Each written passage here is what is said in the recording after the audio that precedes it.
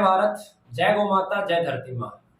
एक मैसेज बहुत तेजी से वायरल हो रहा था और इस मैसेज के अंदर कुछ इस तरीके का संदेश था कि निरंजन वर्मा जी को हमने कोई निमंत्रण भेजा था और वो आए नहीं कार्यक्रम में और उन्होंने डाटा भी प्रेजेंट नहीं किया।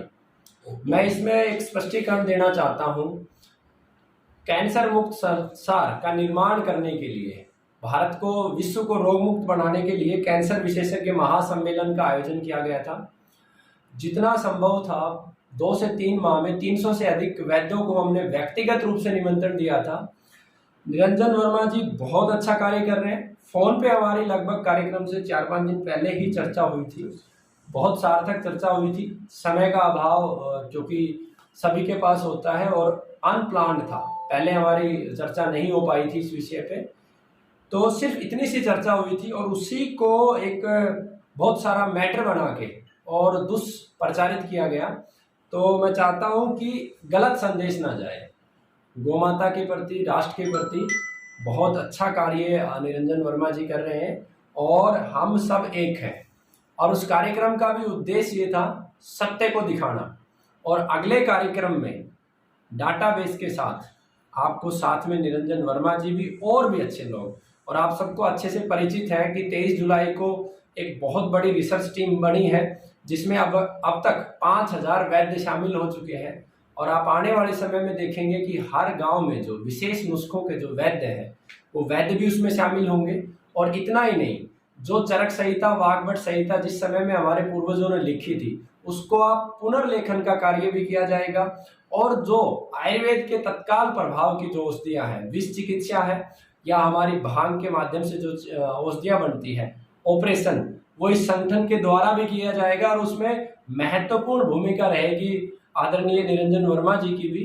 और हमने जीवन में बहुत कुछ सीखा है इनसे, और देश भर में जो वैद्य हैं सभी से हमने सीखा है।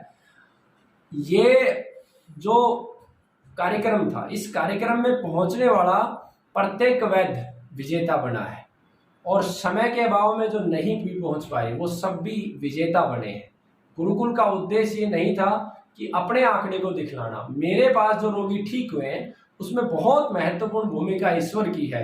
ईश्वर के बगैर कुछ संभव ही नहीं है। उसके बाद इतने सारे वैद्य हैं जिनसे हमने ज्ञान अर्जित किया है, और उसी में निरंजन वर्मा जी भी हैं, इनसे भी हमने इनडायरेक्ट वे में बहुत कुछ सीखा है। तो इसमें हमारा बहुत बड़ा योगदान नहीं है, ये सब ईश्वर का है और ईश्वर की व्यवस्था है। तो मेरा सबसे निवेदन है इस तरीके के मैसेजेस में कभी भी ना आए। और सबसे बड़ी जो बात है इस समय, जो सबसे बड़ा अभाव है वो कर्म का अभाव है, करने वालों का अभाव है। तो आप सबसे मेरी प्रार्थना है करने वाले बने। दूसरे में कमी देखने से, दूसरे की निंदा करने से आपकी शक्ति समाप्त होती है।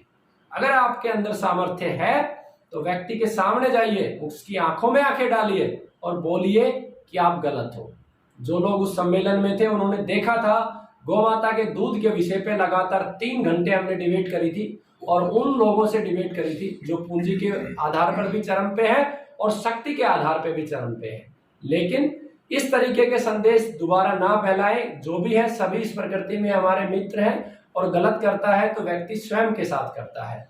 और मैं आपको एक और जानकारी दे दूं तमिलनाडु की, हालांकि मैंने चर्चा नहीं करी है गुरुजी से, लेकिन तमिलनाडु की संपूर्ण जिम्मेवारी गुरुजी के पास ही रहेगी। और हमारे आदरणीय हैं और राजीव भाई के जितने भी कार्यकर्ता हैं, खास करके गौ माता के विषय में जो जागरूकता का अभियान है वो इन्होंने बहुत ही अच्छा उठाया है, और आगे भी इसमें बहुत सारे शोध की आवश्यकता है। मैं ऐसा नहीं कहता कि हम संपूर्ण हैं या गुरुजी संपूर्ण है, कमियां हर इंसान में होती है।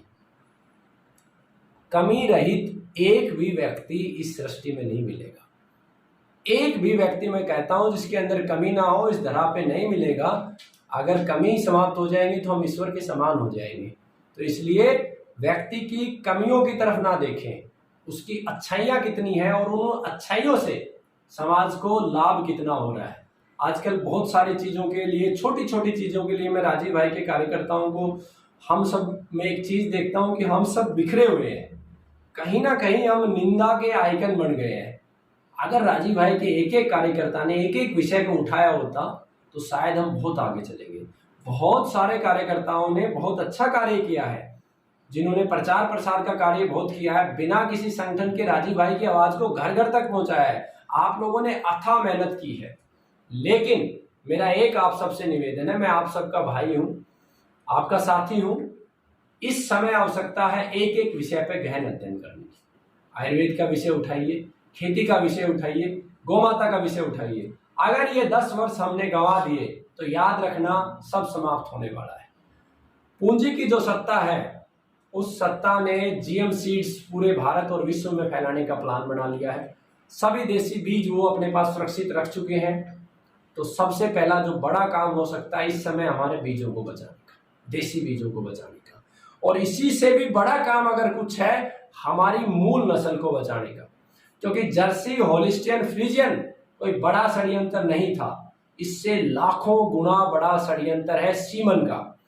मैंने अपने जीवन में अनुभव किया है कि जो गौमाता सीमन से तैयार हो रही है, उसके गव्यों में ऐसी शक्ति नहीं है जो कैंसर को हरा दे। मैं सिर्फ कैंसर की बात करूंगा इस समय, क्योंकि मेरा फोकस इस समय कैंसर है। मैंने पैरेलल हरियाणा नस्ल पे भी काम किया और कॉकरेज पे भी किया। मुझे जो परिणाम कॉकरेज पे मिले वो हरियाणा नस्ल पे बिल्कुल नहीं। 100 और 0 का अंतर है, आप खुद समझ सकते हैं। और भारत में इस समय कुछ मूल नस्लें बची हुई है जिनमें सीमन का प्रयोग नहीं हुआ है। उसमें काकरेज नस्ल है, नारी नस्ल है जितना मुझे पता है, और राजस्थान में बाड़मेर के एरिया में थारपारकर नस्ल है। उसमें ऑलरेडी हमने लगभग 100 एकड़ जमीन का लेके सेटअप तैयार कर दिया है, वहां पे थारपारकर को हम शिफ्ट कर रहे हैं। लेकिन अगर आप सभी कार्यकर्ता एक एक नस्ल का 5 गोमाता और 1 नंदी अगर आप ले लेंगे तो आप इतना बड़ा कार्य कर देंगे कि आपने कल्पना नहीं करी। क्योंकि जिस समय मेरे मन की आवाज है, जिस समय सृष्टि के अंदर सारे बीज जीएम हो जाएंगे, उस समय गोमाता ही उनको देसी कर पाएगी। धरती पे कोई दूसरा कोई हो नहीं सकता जो उन बीजों को, जीएम बीज को देसी कर दे। तो गुरुजी, ये जो गलतफहमी रही है उसके लिए हम भी क्षमा प्रार्थी हैं। और हम फॉरवर्ड किया था आपने जो सूचना दी उसके लिए बहुत बहुत धन्यवाद। और हमारे गुरुकुल समाचार के और गुरुकुल के कार्यकर्ताओं को एक छोटा सा संदेश आपकी तरफ से। मैं इस संबंध में इतना ही कहना चाहूँगा कि सबसे जो बड़ी ज़रूरत है वह है इकट्ठा मिलकर काम करने की ज़रूरत है। और जितना जल्दी हो सके पूरे भारत भर में हर राज्य में गुरुकुल की स्थापना हो, ताकि हमारी जो देसी पढ़ाई है, मूलभूत पढ़ाई है, वो फिर से पुनर्जीवित हो। बहुत बहुत धन्यवाद और बहुत जल्द मिलेंगे। और मेरी जो एक योजना है, गुरुजी भी आने का पूरा प्रयास करेंगे। राजीव भाई का एक स्मारक कणखल में, बात लगभग हो चुकी है, बस स्थान के लिए जैसे ही वो देंगे उसी समय पे उत्तराखंड के वैद्यों का सम्मेलन भी आयोजित करेंगे। और उसी समय राजीव भाई का जो स्मारक है, जहाँ पे राजीव भाई का अंतिम संस्कार हुआ था, उसके ठीक सामने एक निर्माण करने की इच्छा है। बाकी ईश्वर जो भी, जैसा ईश्वर का आदेश होगा। वंदे मातरम।